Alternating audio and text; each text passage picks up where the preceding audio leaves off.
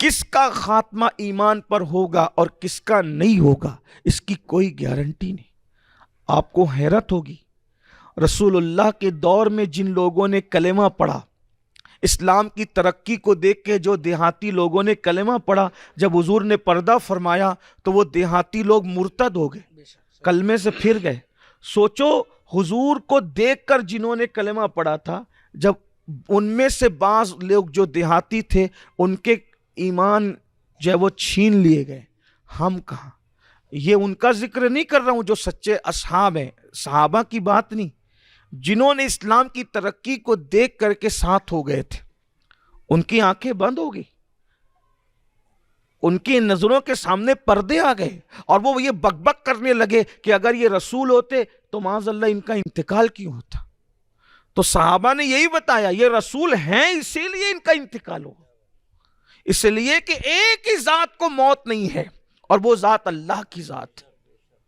بلکہ صدیق اکبر رضی اللہ تعالیٰ عنہ نے جب یہ بات سنی تو آپ نے صحابہ سے فرمایا کیا یہ آیت بھول گئے؟ وما محمد الا رسول قد خلت من قبلہ الرسل، اور پوری آیت کی تلاوت فرمائی، اور آپ نے جو تاریخی جملہ فرمایا وہ یہ کہ یاد رکھو اگر کوئی محمد عربی کی عبادت کرتا تھا تو وہ سن لے کہ حضور پردہ فرما گئے ہیں، اور اگر کوئی اللہ کی عبادت کرتا تھا تو اس کو یاد رکھنا چاہیے کہ اللہ حی و قیوم ہے، اس کو کبھی موت نہیں آنے والی۔ کچھ لوگ اس جملے کو یہ دلیل بناتے ہیں کہ دیکھا پھر ہماری بات تو صحیح ہے کہ حضور تو مر گئے معاذ اللہ۔ ہم کہتے ہیں حضور کو موت ضرور آئی لیکن انسانوں کی طرح نہیں آئی، عام انسانوں کی طرح نہیں آئی۔ جب ان کی پیدائش ہماری طرح نہیں ہے تو ان کی موت بھی ہماری طرح نہیں، نہ ان کا آنا ہماری طرح ہے نہ ان کا جانا ہماری طرح۔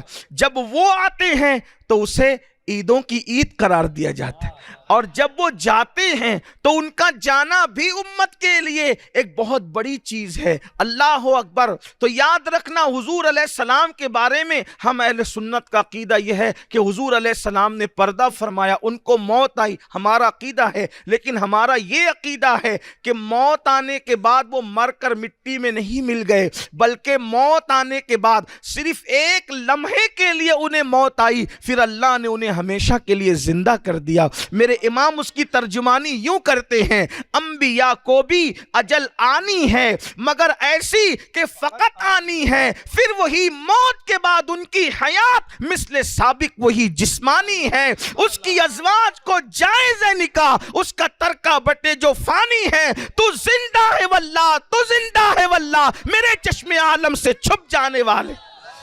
اندازہ فرمائیں میرے آقا علیہ الصلوۃ والتسلیم کے پیارے دیوانوں، تو وہ دیہاتی لوگ ایمان چھوڑ گئے، کچھ لوگوں نے زکوٰۃ کا انکار کیا، کچھ لوگ ارتداد کا شکار ہوئے، کچھ لوگ مسلمہ کذاب کی جھوٹی نبوت کو ماننے والے بن گئے، بڑا فتنے کا دور ہوا۔